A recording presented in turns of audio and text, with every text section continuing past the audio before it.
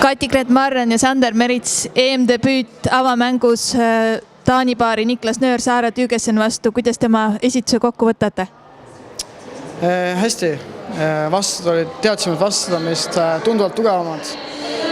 Püüdsime mängida oma mängu. Püüdsime,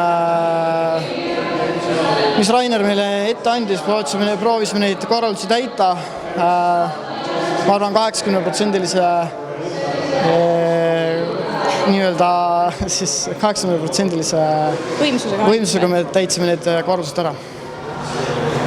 Mis on see, millest te praegu tunnete, et nemad on teist veel paremad? Nad on ikkagi Euroopa üks tipppaare.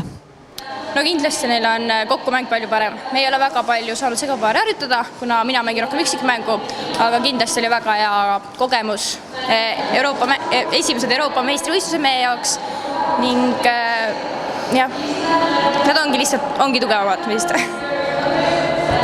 Teie EM-debüüt, et varem olete käinud koos individuaalsetel juunioride Euroopa meistrivõistlustel. Mis mulje see täiskasvanute EM teile jätnud on?